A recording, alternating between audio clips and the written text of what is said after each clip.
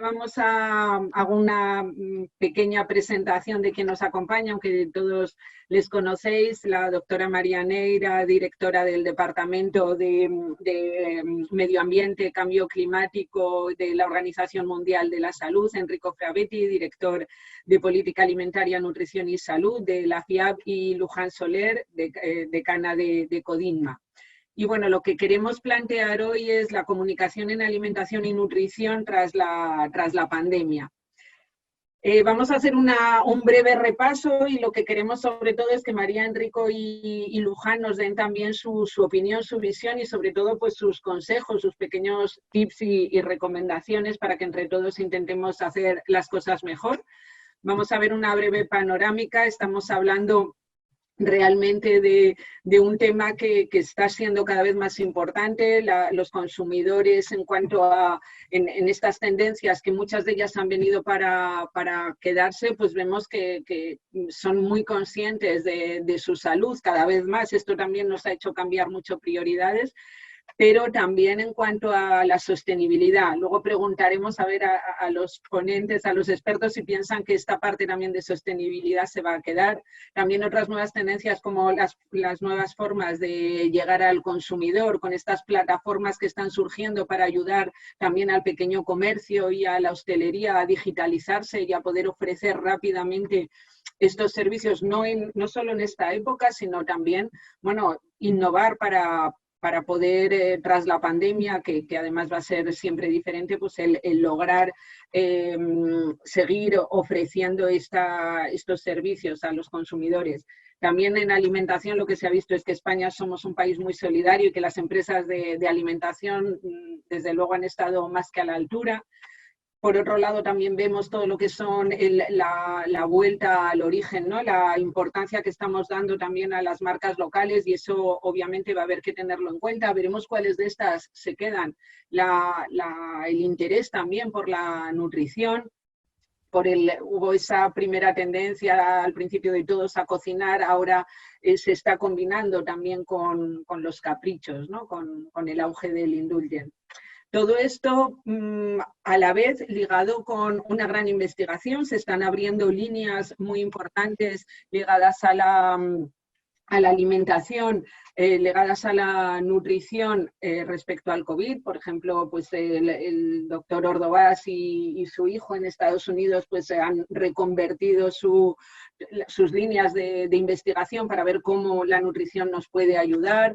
En la Universidad de Granada también con investigación en todos los campos. Por otro lado, también una gran preocupación por cómo todo esto va a afectar. Está visto que además en un país como España, con los índices de obesidad que tiene, pero también en Italia o Grecia o Reino Unido, es un factor que agrava también el pronóstico, ¿no? Entonces, esto unido al sedentarismo, pues realmente es algo en lo que nos tenemos que fijar.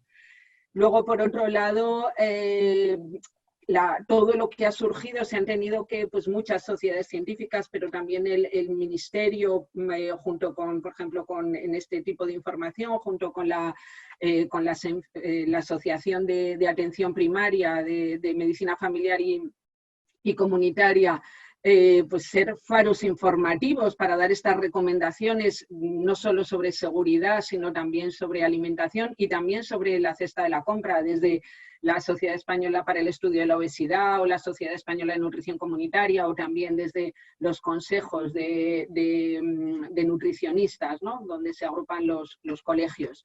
Estos han sido nuestros faros de información veraz. Pero por otro lado, las fake news han visto también su mayor esplendor en esta época y en la alimentación, ¿no? Llevando a término muchas veces comunicaciones que ha habido sobre si el jengibre curaba el COVID o si el limón también servía para mejorar el tratamiento, porque realmente hay parte, o sea, esto no salen de nada, sale porque realmente la alimentación sí que tiene mucha importancia. Ahora lo comentarán también, seguro que Luján y María, tienen mucha importancia también en la prevención, en reforzar el sistema inmune, pero en ningún caso que podemos decir que curen, ¿no? Entonces, Todo esto deja una huella digital muy fuerte y tenemos creemos que tanto instituciones, profesionales de la salud y también las empresas, ¿no? Tienen que responder de una manera muy rápida. Y bueno, aquí es un trabajo que tenemos que hacer seguramente entre todos. Luego también otra pieza clave aquí es pues, los mapas de influencia en nutrición y salud, ¿no? Los ecosistemas. Antes pues estaba a lo mejor más claro, más nítido dónde estaban los expertos a los que había que recurrir. Ahora están en muchos sitios, unos de verdad, porque también tienen que llegar y hacen estas informaciones de forma veraz y otros porque aunque no sean ni nutricionistas, ni médicos, ni nada que se le parezca, pues dan su información. Pero hay influenciadores que ya estaban y que vienen para quedarse, que trabajan con los medios de comunicación y que tienen millones de seguidores y es muy importante pues también tenerles en cuenta. Y bueno, ahora ya nada, en 4 o 5 minutos comentar unas pequeñas claves para adaptarse a este nuevo consumidor, de todo esto que hemos visto, pues en cuanto a alimentación sana, habrá que responder a esta exigencia del consumidor, ¿no? A sus ganas de saber si un producto es bueno o no para la salud, porque está claro que es un tema que está encima de la mesa, ¿no? Y ahí habrá una oportunidad sobre el tema que hablábamos de Food for Immunity, pero también simplemente para tratar de ofrecer a la población productos reformulados, optimizados nutricionalmente, que ya la industria lo ha venido haciendo, pero saberlo comunicar también y que esto sea viable en estos momentos.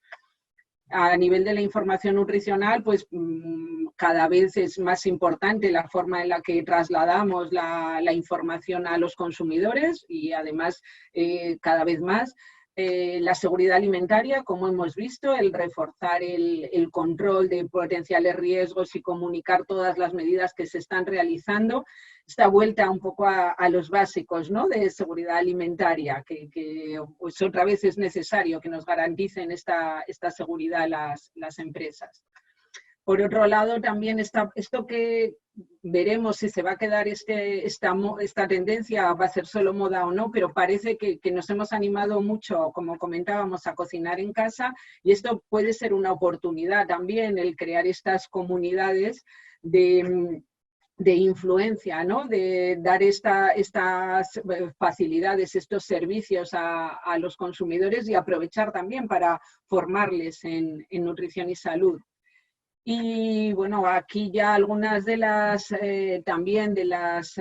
iniciativas por parte del Gobierno vasco o también por el Ministerio de Agricultura, ¿no? El aprovechar esta vuelta al origen porque no va a quedar otra de todas maneras y todo lo que sea comunicar sobre las acciones también llevadas a cabo para ayudar a estas zonas rurales que nos han salvado o que nos están salvando y nos salvarán, ¿no? de poder seguir bien alimentados. Y por otro lado también los alimentos, como los congelados, parece que repunta el consumo, porque bueno, pues realmente son que nos están diciendo que vayamos a comprar menos veces, pero necesitamos productos seguros, ¿no? Entonces esto también es posible que sea algo que perdure y va a ser muy importante también informar sobre los métodos de conservación y duración de los alimentos y, como comentábamos también, las nuevas formas de compra, estas nuevas plataformas, todo lo que ayude y los servicios alrededor de la forma en la que va a llegar en que pueden llegar los alimentos a las casas de los consumidores una vez que hemos roto estas barreras. Y bueno, ya para terminar, porque quiero que sobre todo los protagonistas también de hoy nos den su opinión sobre todos estos temas y plantearles algunas cuestiones y que también la audiencia tenga tiempo de planteárselas.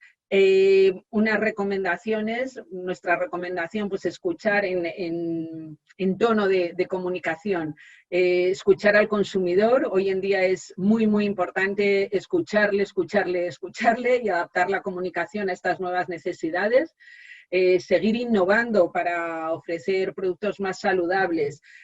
Sabemos, bueno, luego lo comentaremos también con Enrico, pero es una época en la que todas las empresas también van a tener que reducir costes y corre el peligro de no seguir innovando, a ver cómo se soluciona esto, porque pensamos que el consumidor lo necesita, pero desde luego habrá que comunicarle estos beneficios, poner en marcha estos planes de sanificación de los productos, promover hábitos de vida saludables, también entre los empleados, que estamos viendo en esta época que son los mejores embajadores de marca, pues también trabajar con ellos estos hábitos de vida saludables, contar con expertos, que vamos a decir, tenemos que hablar desde la evidencia científica, reforzar también estas alianzas con los medios de comunicación, crear campañas de impacto social en el ámbito de la nutrición y la salud y reforzar la web y las redes sociales con información nutricional que realmente comunique directamente con el consumidor y en los formatos que hoy en día se exigen,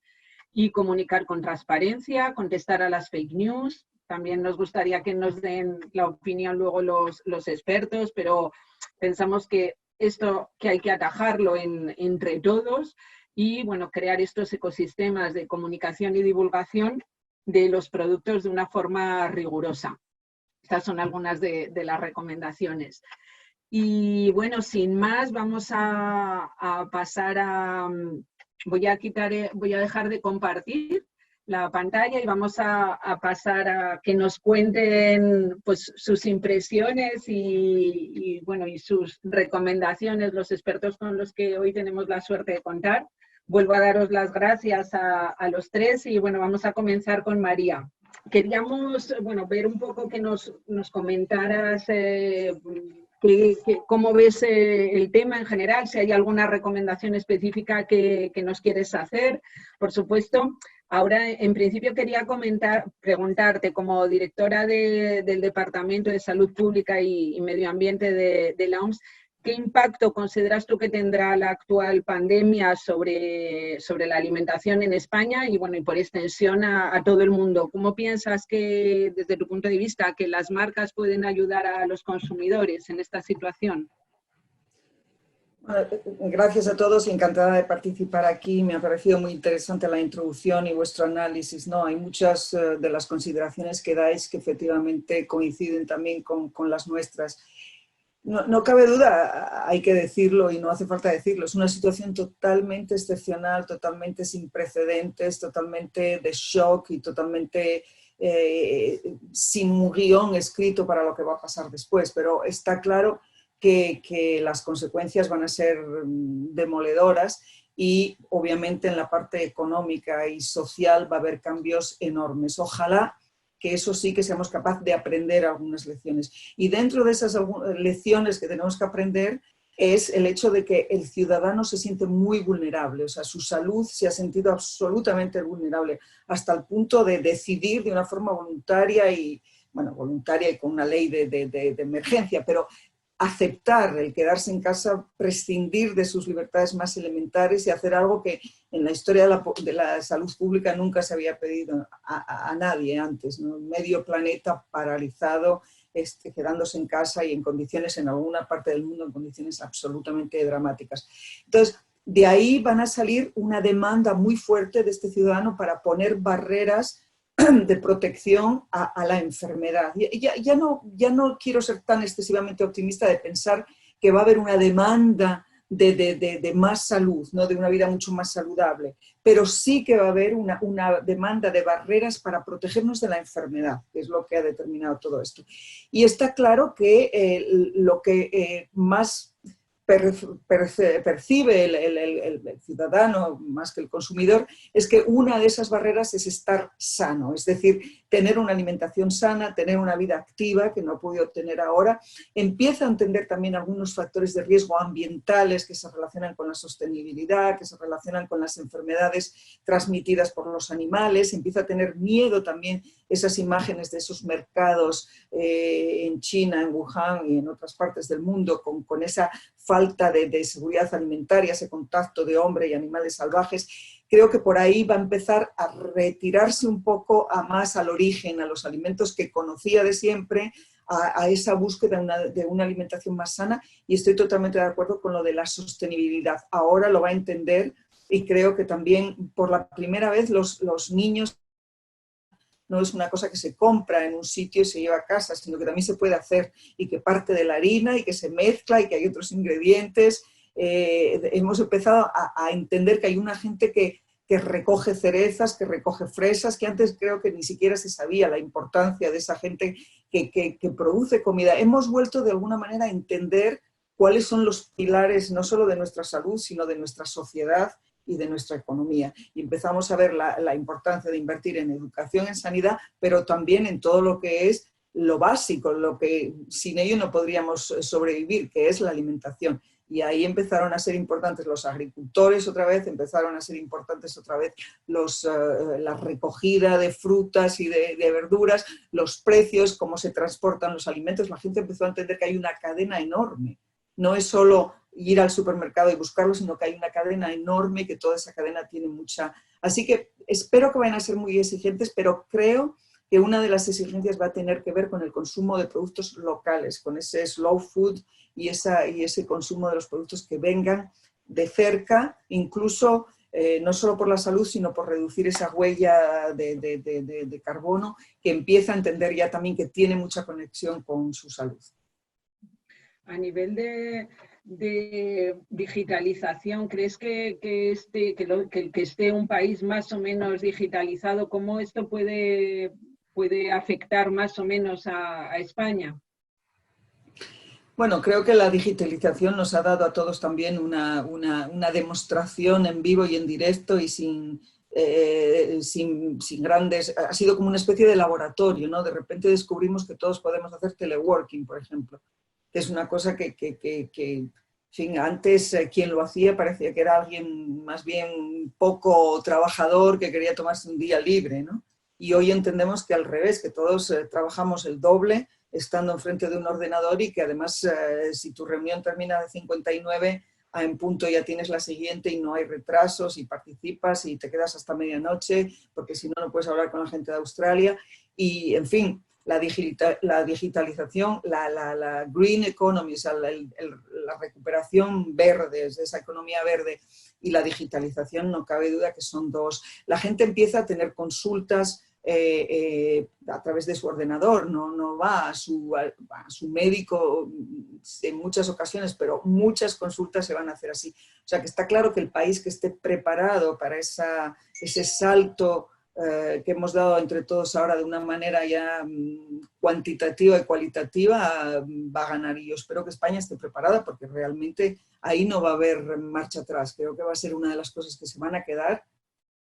Bueno, tal vez no es ni siquiera malo que se quede, sino muy bueno, y va a ayudar también a reducir. Espero que a nivel de la compra de alimentos, sobre todo ese placer de escoger los alimentos, de ir al mercado, de la explosión también de olores, de sabores, de colores que hay en los mercados, que no la perdamos, ¿no? Porque también eso haría parte de esta nueva vida sin conexión social, excesivamente aislados. Entonces, confío que va a haber un retorno a esos mercados locales, a esa compra donde el consumidor también va a interesarse más por eso, siempre y cuando los precios sean asequibles y no considerados como hasta ahora un lugar casi elitista donde ir a comprar los domingos más bien por esnovismo que por realmente, y lo digo empezando por mí, pero que lo hago, pero que sean mercados donde de verdad se compran productos y que cada vez haya menos intermediario y que es producción local. Eso creo que va a ser algo que se va a imponer cada vez más.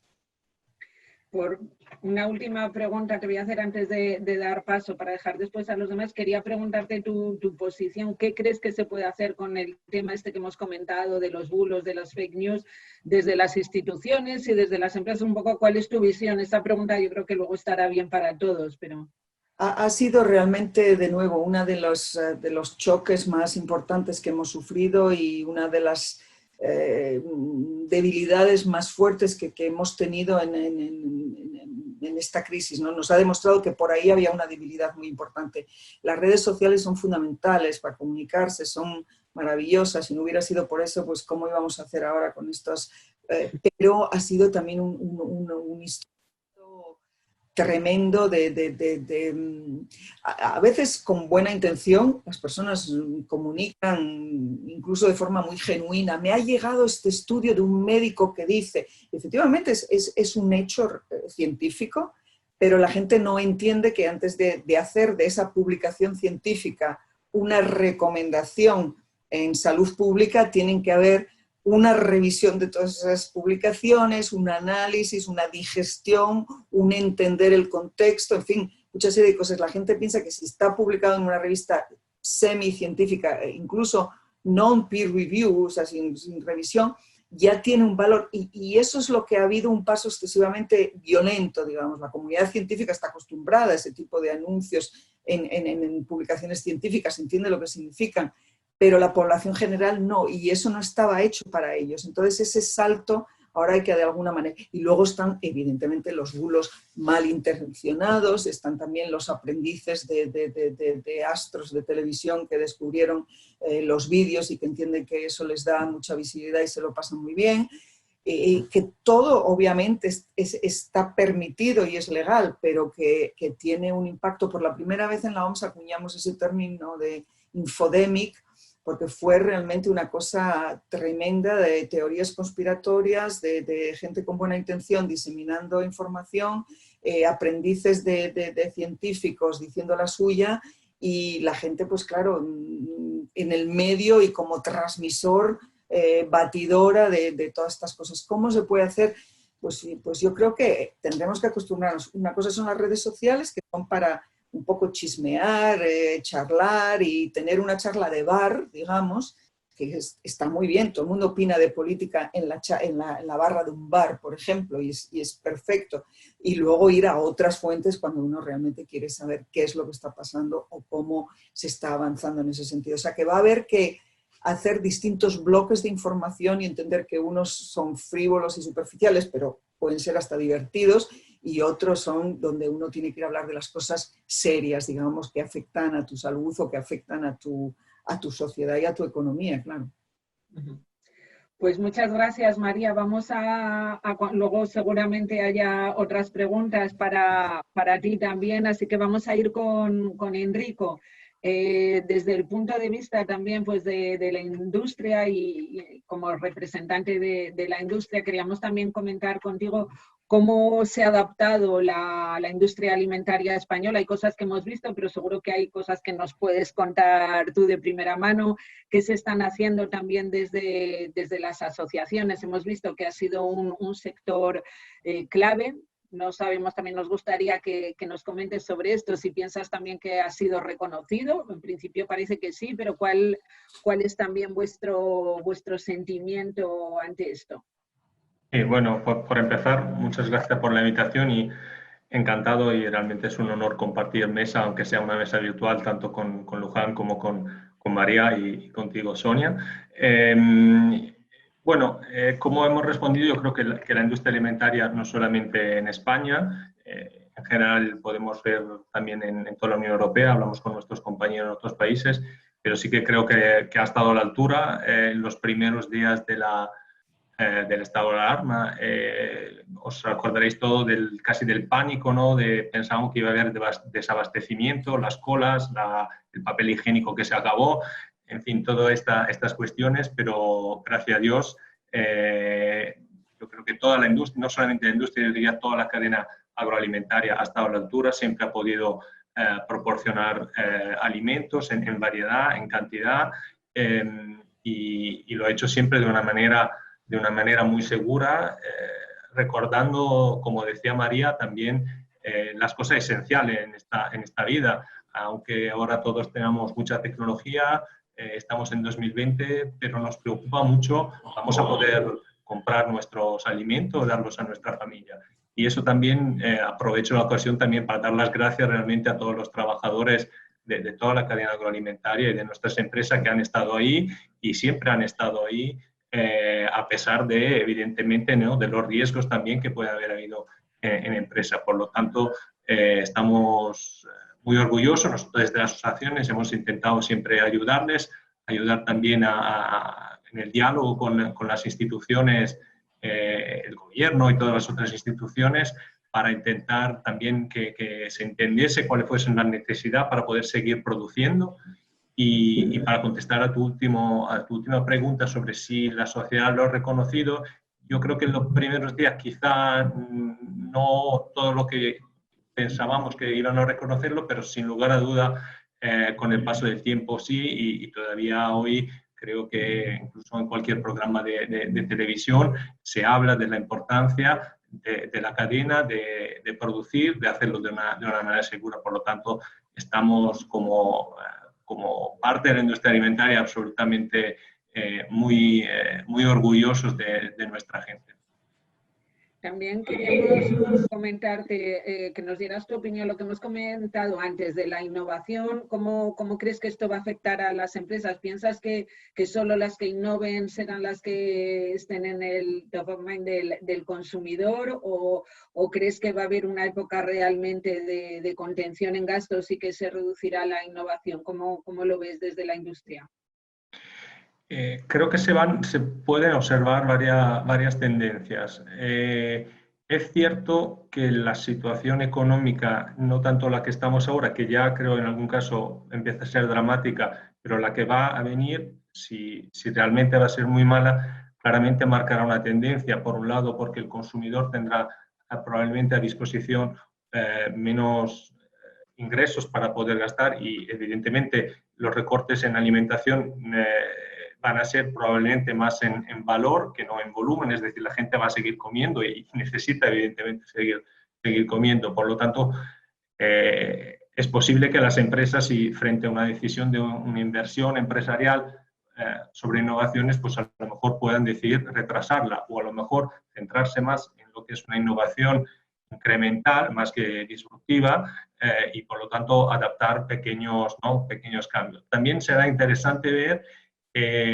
los momentos de consumo. Ahora estamos todavía aquí en España en Madrid, por ejemplo, en una fase 0, habrá un desconfinamiento progresivo, y eso también hará que la influencia, por ejemplo, del teletrabajo, del trabajar desde casa, puede tener realmente una influencia sobre qué se va a vender, qué tipo de formatos, qué tipo... Hay muchas cuestiones. ¿Los niños volverán al cole o no? Si los niños comen en casa, entonces a lo mejor hay un formato distinto a lo que si vas a trabajar. Todas esas cuestiones, evidentemente las empresas, como siempre hacen, necesitan entender por dónde van los tiros con los consumidores y se adaptarán. Pero para contestar rápido sí a tu pregunta, yo creo que en parte sí que la innovación se puede ver un poco, por lo menos, retrasada en esta fase, donde hay que ser un poco cauteloso. Y bueno, ante este consumidor cada vez más exigente y preocupado, porque decimos efectivamente, pues a lo mejor no, desde luego va a querer, no tanto a lo mejor tanto como alimentos funcionales, como ha ocurrido en China o en Japón, que también están sufriendo un auge, pero sí al menos alimentos seguros, ¿no? Como comentaba María. ¿Tú cómo ves desde el punto de vista de la industria, qué es lo que consideras principal que lleven a cabo las empresas a la hora de transmitir estos mensajes basados en la evidencia? Como decíamos antes, es que hay algo que es cierto. ¿Cómo hacen para no caer para dar una comunicación veraz? ¿Qué vías desde tu opinión, deben utilizar? En reforzar el etiquetado, como hemos visto, utilizar los canales también propios, redes sociales o medios para trasladar esos mensajes basados en la evidencia. ¿Cómo lo ves tú? Sí, se trata evidentemente de poder comunicar en un mundo donde probablemente ya hay en realidad un exceso de comunicación. Realmente no lo tienen fácil las empresas, sobre todo porque entre ellos de verdad hay mucha competencia entre empresas primero, y dentro de una misma empresa, pues a lo mejor los responsables de marketing tirarían por un tema, los del asuntos legales otro, los de calidad otro. Entonces yo creo que el primer paso de ponerse de acuerdo en una empresa no es fácil. Evidentemente el respeto de la legislación siempre es fundamental, y también lo que dices tú, el rigor científico. Yo creo que cuando hablamos de comunicación, Y justamente comentaba María antes el tema de las fake news, yo hablaría también del tema sobre todo de la desinformación. Yo, más que noticias que sean rotundamente falsas, muchas veces vemos noticias que son muy imprecisas, titulares que son absolutamente alarmistas, mientras el contenido luego no es para tanto, o de todas formas se hace de un pequeño estudio en una pequeña universidad, efectivamente sin peer review ni nada, como si fuese la nueva Biblia. Y eso, sinceramente, yo creo que aquí también hay que hablar ya un poco de responsabilidad de los medios de comunicación en no difundir algo que no tenga solidez. Por otro lado, lo que ayudaría, y eso sí también ayudaría, creo, mucho a las empresas a que entiendan la importancia de comunicar de manera rigurosa, tener una fuente, y muchas veces nosotros miramos a la administración pública o las organizaciones internacionales como la OMS, tener una fuente, oye, nos está diciendo esta organización que es creíble y entonces lo vamos a tomar como referencia, y esperemos también que evidentemente los medios de comunicación también vayan a esas fuentes y que pregunten, ¿no? de manera clara qué es lo que significa. Pues muchas gracias, Enrico. Continuamos con Luján, que queremos también que nos dé su opinión sobre, bueno, ha salido un reciente estudio también del Ministerio, que además he visto que habíais valorado desde Codinma, y bueno, realmente se ve que sí que se están aumentando en el consumo de estos productos básicos de pescado, legumbres, cereales. Bueno, ¿cómo ves esto? ¿Crees que esto va a continuar o que va a ser solo una moda? Hola, bueno, buenas tardes a todos. También agradezco el poder participar. Esperamos que se quede. Siempre que podamos, ¿no? Los dietistas nutricionistas, enseñar, educar a la población, lo que también antes comentaba María, ¿no? De estos alimentos que nos da la naturaleza, que justamente son de temporada, de cercanía, con los nutrientes que nos aportan, con su riqueza de colores, texturas y demás. Ojalá, porque de ese informe que vos comentas, si miramos otros, desgraciadamente vemos, sobre todo en jóvenes, que había caído el consumo de pescado, de legumbres, de verduras y frutas, o que dentro de verduras y frutas, por ejemplo, solo se toma patata, pimiento. Entonces, bueno, desde luego que esperamos y deseamos y queremos que se siga fomentando y pues eso, ¿no? Haciendo campañas para que la población entienda el porqué realmente de lo importante de tomar esos alimentos, ¿no? No es que uno como nutricionista diga tantas piezas de frutas, tantas de verdura, tanto de pescado, tanto de frutos secos, sino que tienen un porqué y estos alimentos, además de ser muy ricos y de darnos placer, ¿no? Porque siempre digo, comer es un placer, tiene que ser un momento de alegría, de reunión, bueno, pues eso, ¿no? De alimentarnos, que sepan qué es lo que aporta y por qué tenemos que alimentarnos en el día a día con estos alimentos. Lo que pasa que también por la contra, en ese informe, no sé si me lo ibas a decir ahora y me adelanto, se ven otros datos que no son nada, por supuesto, optimistas, ¿no? Lógicamente que el alcohol, uno como profesional sanitario es cero, porque el alcohol, bueno, no solo es en el hígado, sino que lógicamente tiene muchos otros factores, ¿no? Dañinos en nuestro organismo. Lo que se ve, bueno, según el estudio, es que se ha aumentado el consumo, la frecuencia de todo tipo de bebidas alcohólicas, ¿no? Entonces, bueno, esto es el estudio. Luego, seguramente también están los psicólogos que verán el porqué de estas conductas y demás, ¿no? Pero... Por otro lado, también, ¿cómo ves la parte de que si queremos o necesitamos productos también más seguros, más duraderos, pues ahí también no todo puede ser sin procesar, obviamente? ¿Cómo ves ahí también el papel de los profesionales de la salud y de la industria para comunicar que también los procesados son necesarios para garantizar esa seguridad? Desde luego, a ver, comparto también lo que se ha venido comentando a través de María, a través también tuyo y de Enrico. Me gustó la palabra que dijo María, infodemia, ¿no? O de mala información. Las redes sociales, por supuesto que yo soy partidaria, son necesarias, es un canal más de comunicación, pero muchas veces los que escriben o están detrás se olvidan de qué impacto puede tener, a cuánta gente puede llegar, que no toda la población va a preguntar, ya sea en la parte pública o privada, las inquietudes que pueda tener, y hay temas que lógicamente, como puede ser la alimentación, la nutrición, ya sea en un estado de salud, y ni que hablar cuando hay enfermedades, tienen que ser situaciones personalizadas, ¿no? Porque incluso yo puedo dirigirme a una población que tenga determinada patología, pero lógicamente cada persona va a ser un mundo con situaciones distintas, entonces las personas no pueden tomar esos mensajes como que sean absolutos y útiles para todos, ¿no? Entre lo que me preguntás de los productos que puedan venir de la industria, lógicamente que hay distintas categorías y distintos tipos de productos. No todos pueden clasificarse de la misma forma.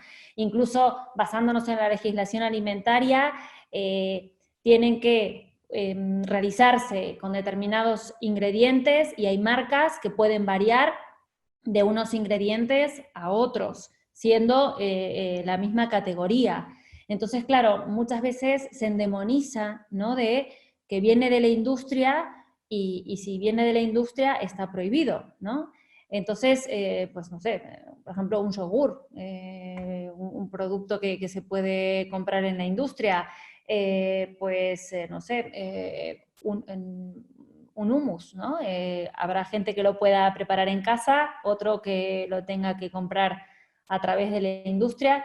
Entonces, es difícil, ¿no?, sacar una conclusión en un minuto, pero por supuesto que hay que informar y formar a la gente que es un producto que puede venir de la industria, que es un ultraprocesado, y luego, por supuesto, como decís, de la seguridad alimentaria. En España, en Europa, hay una fuerte política de seguridad alimentaria donde, por suerte, podemos prevenir muchísimas reacciones adversas de tipo tóxicas, ¿no?, que sería de intoxicaciones alimentarias que también vienen, ¿no?, a raíz de la industria. Aquí el tema es, como siempre decimos, el equilibrio y los grises, ¿no?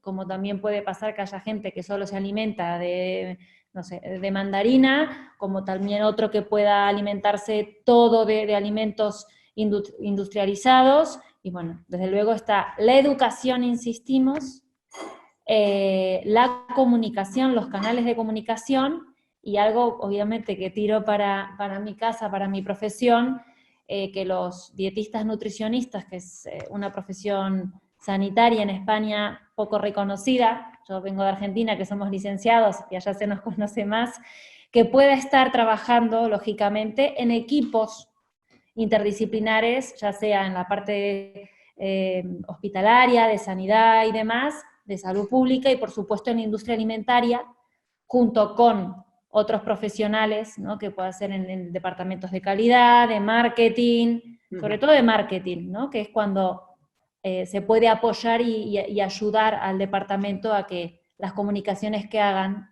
vayan en línea, ¿no?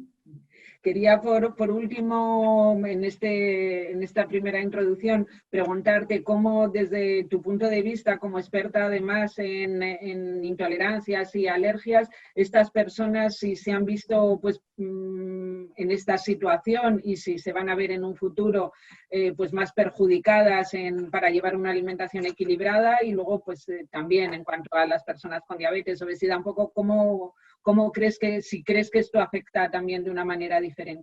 Sí, desde luego que ha afectado. Hay que pensar, por ejemplo, en estas situaciones, ¿no?, patologías digestivas, como comentaba, celíaca. Hay muchos celíacos que son diabéticos tipo 1, con intolerancia a la lactosa, a la fructosa, con alergias alimentarias, hernia de hiato. Bueno, no todos tienen este conjunto, pero sí muchos celíacos. Hay que pensar que no todos viven en las grandes ciudades, en donde cuando se han puesto las primeras políticas, ¿no?, de compra, tenían que ir a un sitio que estuviera dentro de su rango, ¿no?, de cercanía, y no todos podían encontrar los productos que necesitaban, ¿no? Porque algunos dicen, bueno, es alimentación sin gluten, ¿tendrán otras opciones? Por supuesto que sí, pero estamos hablando ya que vamos más de 60 días y hay personas, pues como insisto, que además de la celíaca tiene otras situaciones y que de pronto podía conseguir esos productos o en otros hipermercados o a través de la compra online, que también en algunas situaciones la compra online se vio modificada, ¿no? Pues bueno, muchas gracias a los tres. Vamos a pasar a las preguntas. Yo estaba viendo una aquí, luego nos comentará también Fernanda. Yo he visto una muy rápido que comentaban, no ponían para nadie en particular, pero bueno, yo creo que puede empezar a contestarnos a lo mejor Luján sobre su opinión sobre las apps nutricionales, sobre Yuka en concreto. Preguntaban, ¿creéis que puede ser una herramienta para que el consumidor se alimente mejor o elija mejor? ¿Qué opinión tenéis? A ver, no puedo opinar en concreto de Yuka porque no la conozco en profundidad. Solamente la vi una vez con otros colegas y no la he, digamos, analizado, ¿no? Profundamente para poder emitir un juicio de valor. Y me parecería injusto decir bien, mal, blanco, negro.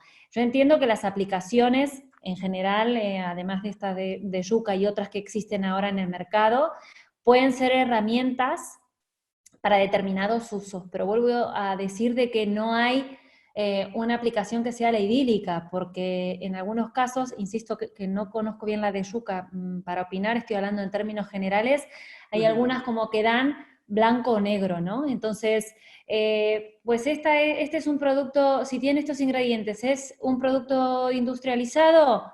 Te pone sí, y ahí te deja. Entonces, es como que si no va acompañada una aplicación de una educación, de una explicación, ¿no? Muchas veces puede quedar corta y puede ser, pues eso, ¿no? De blanco o negro. Lo siento si no puedo dar mejor respuesta. No sé si pero alguno de vosotros quiere dar alguna opinión. Enrico, sí, yo sí que puedo y quiero, en el sentido que me lanzo un poco, yo soy bastante crítico, honestamente, por toda una serie de razones. Voy a intentar ser breve. Primero, es verdad que las aplicaciones pueden ayudar, o sea, si están es porque responden a una demanda de información, pero cuidado con simplificar demasiado algo que simple no es.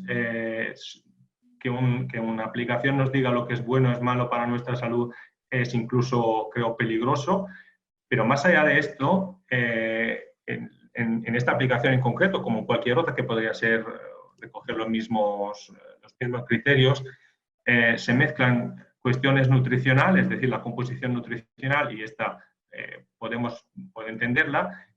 Se le da un peso bastante relevante de si tiene o no tiene aditivos alimentarios, y esto ya es un tema en el que nosotros no estamos de acuerdo. Yo personalmente no veo por qué, si algo que esté autorizado y está evaluado por todas las agencias de seguridad alimentaria y continuamente hay muchos científicos mirando a todos estos compuestos, ¿por qué se tiene que decir que esto no es bueno? Sinceramente, me parece algo que va incluso en contra de la legislación alimentaria, y es más a más, un 10% del score que daría esta aplicación incluso es si un producto es biológico o no.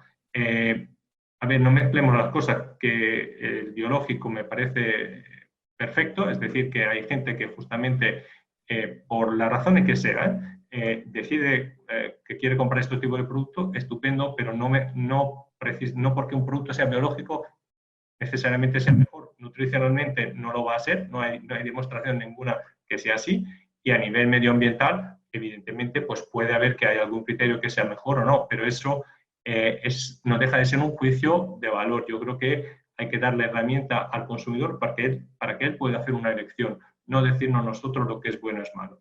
Esta es un poco mi opinión. No sé, María, si quieres comentar algo, pasamos de pregunta porque tenemos unas cuantas. Pasamos.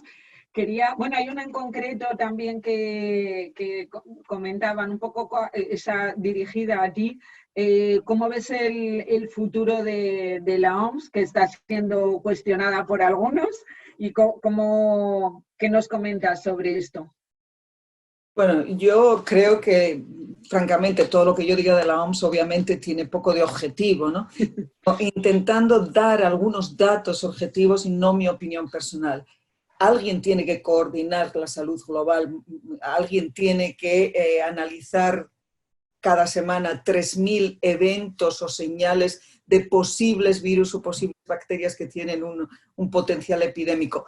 Alguien tiene que tener esa inteligencia epidemiológica que rastree, que siga, que haga un análisis de si eso representa un posible brote o no, de en ese caso cómo se hace toda la notificación, qué casos se notifican, qué pasa con la mortalidad, qué desarrollo de terapias hay, cómo se habla con miles de clínicos alrededor del mundo y se llega a una especie de consenso, cómo se pone en marcha una investigación que sea... que tenga todas las bases de coordinación y que tenga también un intercambio y no en manos de las compañías farmacéuticas que no van a compartir, compañías privadas que no van a compartir esa información para desarrollar.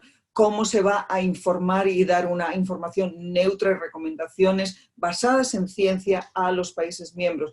Cómo se va a mandar todo ese material que se está mandando a los países que no tienen esa capacidad. Si alguien puede hacer todo eso, por supuesto, pienso que ese organismo tiene que existir. Ahora, la gente tiene que entender también cuál es el mandato de la Organización Mundial de la Salud y hasta dónde llega la Organización Mundial de la Salud, que llegamos muy lejos, pero no tenemos ni un mandato ni legal de decirle a un país cierre ese mercado.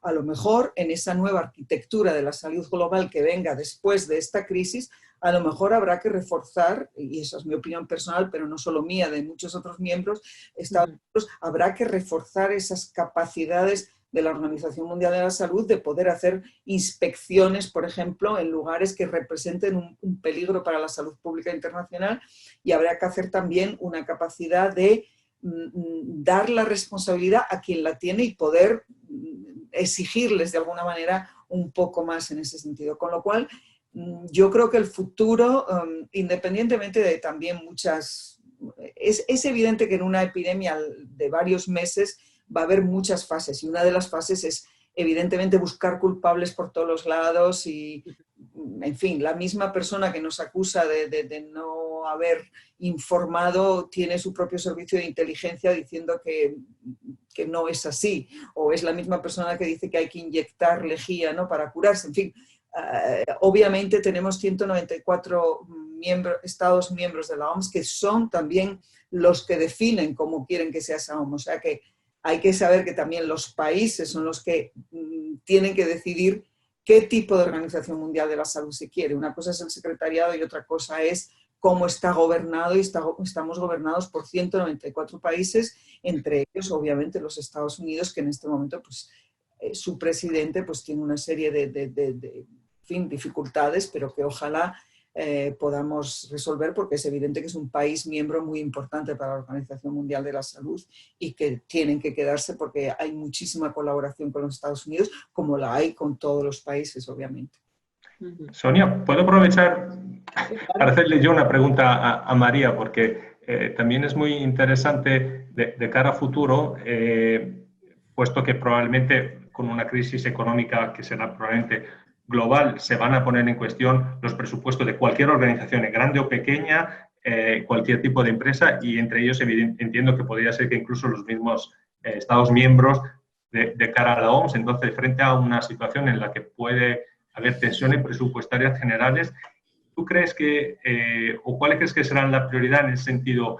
¿Crees que habrá más, os van a pedir que os focalicéis más en las enfermedades transmisibles? Es decir, oye, cuidado porque al final se está demostrando que somos vulnerables y quizá que pasen en segundo plano otras cuestiones que a lo mejor hasta ahora se habían ido desarrollando porque, no sé, a lo mejor la impresión de un ciudadano normal como yo, digo, bueno, la situación global del mundo, pues a nivel de epidemia está bastante controlada, pero ahora nos descubrimos muy frágiles.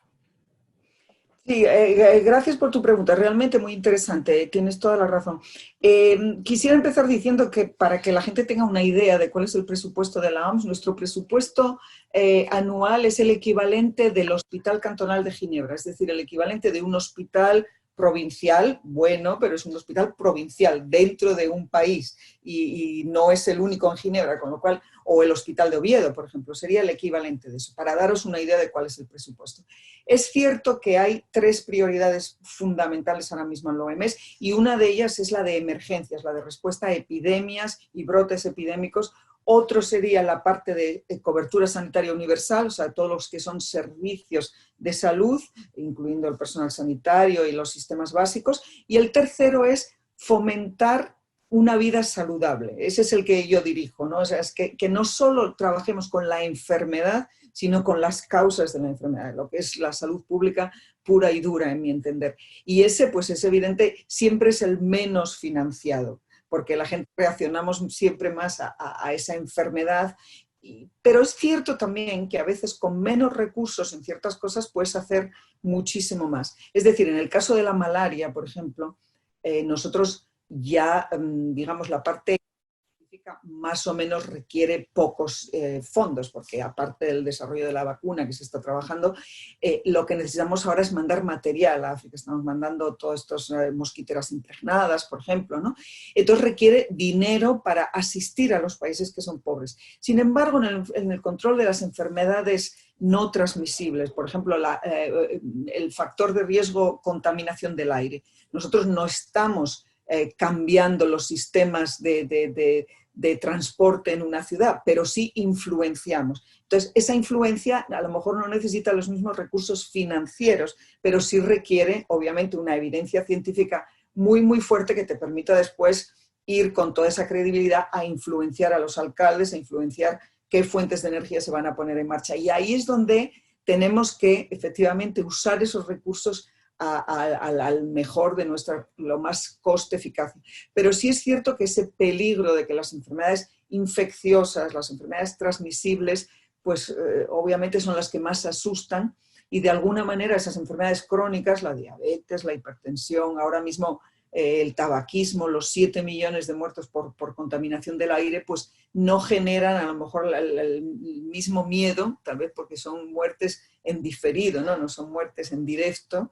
Y eso ha sido siempre uno de los desafíos que tenemos en la OMS, pero estamos muy acostumbrados ya, o sea que no creo que haya un cambio brutal, porque ya estamos de todas maneras en esa situación, pero sí que va a haber cada vez mucho más interés en cuáles son los determinantes de nuestra salud, no solo qué es la enfermedad y cómo se trata la enfermedad, sino cómo podemos evitar esa enfermedad y cuáles son esos determinantes ambientales, esos determinantes sociales y esos determinantes económicos y qué puedo hacer para promover mi salud y protegerla y prevenir la enfermedad lo máximo posible. Pues siguiendo con las preguntas, hay una pregunta de César que nos dice desde las autoridades sanitarias cómo deben trabajar en las redes sociales, en Twitter, si es mejor un tono neutro o consideras que puede ser arriesgarse un poco más, un tono más cercano como el de la Policía Nacional, por ejemplo. No pone para quién, no sé María si nos quieres dar tu opinión o... Bueno, nosotros esta vez, nosotros tenemos siempre una política de información como muy transparente y muy abierta y sobre todos los temas, pero raramente respondemos a desinformaciones, ¿no? En esta epidemia nos hemos visto totalmente obligados y se ha creado una página web que se llama Infodemics y pone todos los fakes, o sea que de repente descubrimos alguna noticia que es realmente alarmante y preocupante, entonces tenemos unos gráficos, unos diseños muy sencillos, muy bonitos que ponen fake, con una especie de cuño ahí. Tuvimos que crear de forma proactiva esa respuesta a todos esos bulos e informaciones que circulaban, incluso a veces con el logo de la OMS o con una ambigüedad, no con el logo, pero con una ambigüedad dejando creer que la Organización Mundial de la Salud estaba detrás. Ayer alguien me decía, ay, ¿por qué los periódicos transmiten el virus y los libros no? Que según la OMS, digo, que yo sepa, la OMS nunca ha dicho eso, pero bueno, voy a verificarlo y os digo algo. Hay mucha transmisión de segunda mano también, ¿no? Hay gente que hace en su información o tertulias. Creo que lo dijo el OMS, entonces ahí se queda y va pasando, con lo cual hemos tenido que de una forma muy, muy activa confrontar. Ahora, nosotros mecanismo legal o policial obviamente no tenemos, pero yo creo que se contrasta todo eso teniendo tu página web, tu información muy atractiva, muy transparente, muy accesible, bonita, fácil de entender, y esa es la mejor manera de decirle, mire, disuadir a la persona de ir a otros sitios, porque la tuya es realmente no solo fiable, sino también atractiva y accesible. Lo que pasa, perdón, una pequeña, estoy de acuerdo, ¿no? De tener una web que sea cercana, muy visual, sencilla, lenguaje claro, pero el tema es que muy poca gente luego va a contrastar, ¿no? De lo que ve en redes otro canal más también muy habitual es la típica que se comparte algo a través de WhatsApp y que claro, también puede estar lo de la OMS o cualquier otra entidad y la gente, hay muy pocos que hacen ese filtro de decir, a ver, voy a mirar a la fuente, ¿no? Fiable, a ver si realmente esto es así y lo siguen compartiendo, ¿no? Entonces, bueno, es eso de educar a la población y poco a poco... Esta crisis un poco nos ha enseñado a eso también, ¿no? Todo el mundo opina, todo el mundo sabe, todo el mundo es un experto y es curioso que ahora todo el mundo sabe en virología 4 nociones básicas y, en fin, todo el mundo ha aprendido 4 conceptos y cuáles son las vacunas que están en desarrollo y en qué se basan. Que bueno, está bien que circule la información, pero claro, la cuestión está... pero no vamos a poder evitar ni el WhatsApp, no, claro, las redes sociales, ni las conversaciones alrededor de una mesa, ni alrededor de una cerveza, ni alrededor de un bar. Con lo cual, es una cuestión de ir educando al ciudadano, como decía, en que aún así, vete a la fuente, créate 4 o 5 canales de información de los que te fías. A veces también está la otra cosa, ¿no? El left wing, el right wing, o sea, derechas o izquierdas. Hemos visto una cuestión muy rara también en algunos países, que si eres de derechas, entonces crees una serie de cosas sobre el virus, y si eres de izquierdas, crees otra. Y eso también es muy peligroso, muy, muy peligroso. Entonces, que la gente, la recomendación que yo haría es, lea usted y apúntese al chat que quiera, y por supuesto es súper libre de escuchar y seguir y leer todo lo que quiera, pero si es sobre ciencia, tenga un par de fuentes de referencia. Si es sobre nutrición, tenga un par de fuentes de referencia y ni siquiera para contrastar, pero por lo menos para leérsela y tenerla a mano, ¿no? Tenga su referencia pues de cabecera de alguna manera, y luego el resto del día sigue hablando. Creo que es también como en sociopolítica o en economía.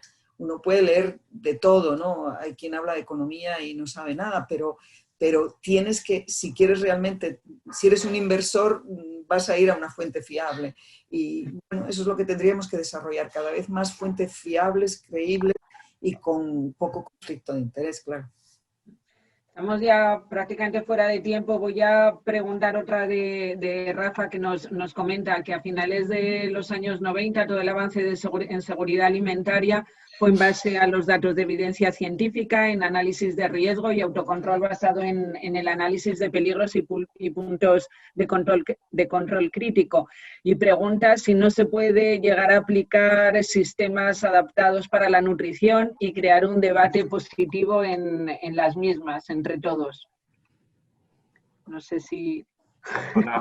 Ojalá, creo que sería realmente lo ideal, sería intentar dejar fuera las que son opiniones, creencias, incluso ideologías, y realmente tomar decisiones basadas en la ciencia, teniendo en cuenta, y yo lo digo como no soy científico, soy científico político en este sentido, pero que la ciencia evolve. No podemos pensar que todo se queda igual, es decir, que eso también hay que considerarlo, pero sí que sería probablemente mucho más fácil, y además sería una inversión también en la credibilidad del sistema en general, del sistema científico, del sistema alimentario, incluso del sistema político. Sería mucho más fácil poder entre todos avanzar y no perder muchas veces mucho tiempo en diatribas que no se fundamentan realmente en hechos o en datos científicos, sino en posiciones a veces un poco ideológicas.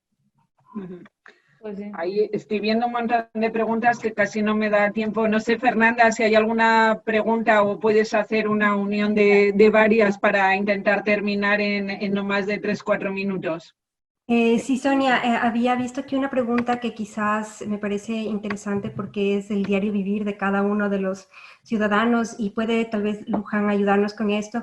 Y son dos preguntas diferentes de dos espectadores diferentes. Y la una es, en esta crisis en la que estamos viviendo, en donde no todos tenemos la accesibilidad ni tampoco los recursos, ¿qué porcentajes de productos naturales y alimentos procesados es recomendable?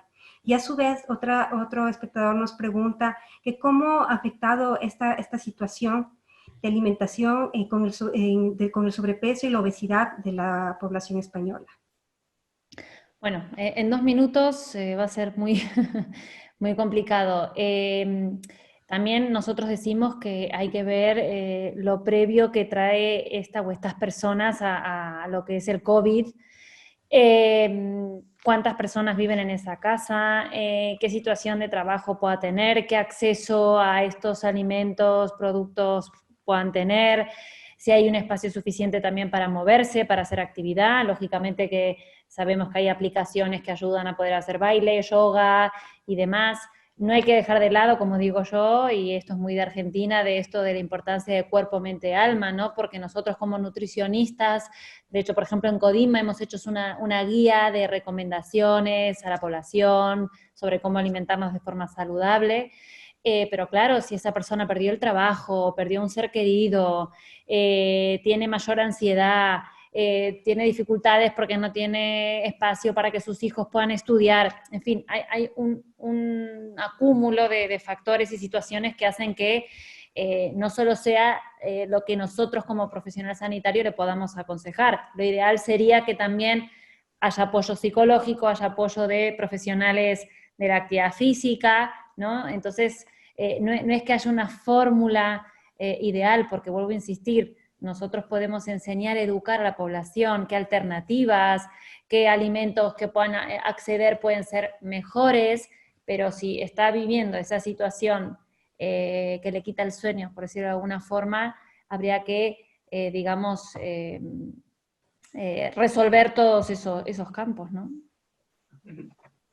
No sé, María, creo que algo... No, me parece, sí. Es una pregunta muy intensa para los últimos segundos, ¿no?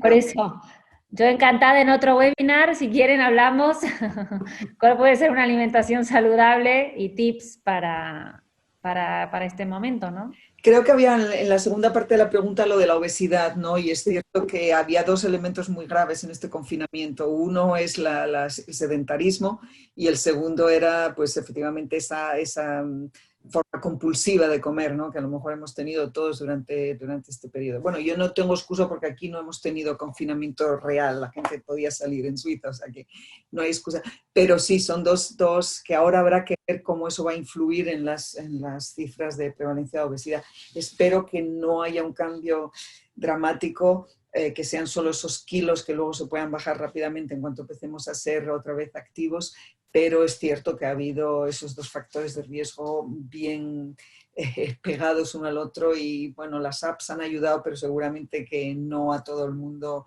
se ha hecho promesas de hacerlo, pero después a lo mejor no nos ha dado tiempo. Sí, más que nada un tema de organización, ¿no? Porque, por ejemplo, los que tenemos familias que los peques van al cole, la gran mayoría, por ejemplo, acá en España comen en el comedor del colegio. Nosotros ¿no? tenemos también tiempo, si estamos en una oficina, a llevarnos el tupper o comer en algún restaurante. Ahora con los horarios de pronto tienes 1 hora para que los peques coman y tienes que preparar la comida. Y muchos lo que nos manifiestan a nosotros es, no tengo tiempo, pues tiro, ¿no? de mucho plato preparado y de paquete y demás. Pero bueno, insisto que es difícil de poder comentar ahora en 1 minuto. Claro. Yo creo que es que hay muchísimas preguntas. No sé si hay una última que puedas hacer o si no lo dejamos ya, Fernanda. Bueno, sí, como tú dices, Sonia, hay varias preguntas y claro, no se puede atender a todos, pero quizás podemos finalizar con la última. Venga. Ok, la pregunta es sobre la comunicación de autoridades sanitarias en las redes sociales como Twitter. ¿Es preferible un tono neutro informativo? Perdona, Fernanda, eso más o menos lo he visto Lo antes y he lo manejado. habíamos preguntado. Sí, Ok, sí. entonces, bueno, daríamos paso a la última pregunta que teníamos aquí. Ok, bueno, dice, no, todos pueden comunicar, pero no siempre basados en datos, no en opiniones. La diferencia entre la ciencia y la comunicación son datos a las opiniones, igual que en el desarrollo y la hora que se comunica en base a la evidencia científica. No se puede entrar todos estos, los profesionales implicados en la comunicación e informar correctamente al consumidor.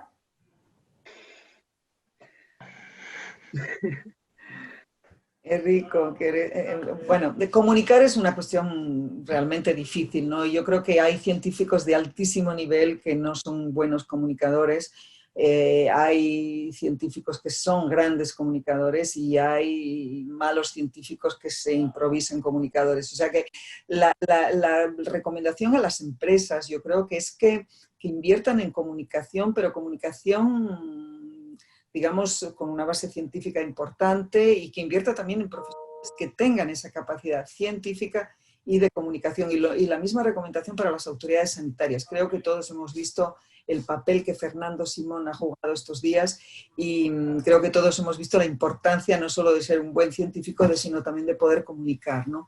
Y de tener una cierta credibilidad. O sea que yo recomendaría a las empresas una buena inversión en comunicación científica, atractiva y fácil de obtener, de entender, para la cual no todo el mundo está preparado y hay que hacer un poco más de formación. Sí, y yo solamente el matiz de que puedan contar en ese departamento de comunicación con un equipo que pueda alimentar a las expectativas, ¿no? De lo que se quiera transmitir, ya sea que pueda haber desde un periodista, un licenciado, ¿no? Una persona, por ejemplo, del mundo de la nutrición, de la alimentación, ¿no? Que para que puedan, pues eso, ¿no? Comunicar adecuadamente y dar bien esos mensajes. Sí, yo creo para finalizar que es eso, lo importante es el trabajo junto de las autoridades, los profesionales de la salud, los medios de comunicación, para que realmente las empresas puedan hacer llegar esa información veraz y que es una inversión. Realmente el comunicar de forma transparente, el consumidor lo demanda, lo va a exigir, pero es que además es una responsabilidad de todos, como decimos, pues con estas cifras que tenemos también de obesidad, pues el intentar dar una formación adecuada, alimentos por supuesto seguros y sanos, y que luego pues que esta alimentación se pueda llevar a cabo, que tampoco es, todos tenemos también las mismas facilidades ni los mismos presupuestos, ¿no? Aquí también se está abriendo una brecha y todos tenemos que sumar para salir beneficiados, ¿no? Como sociedad.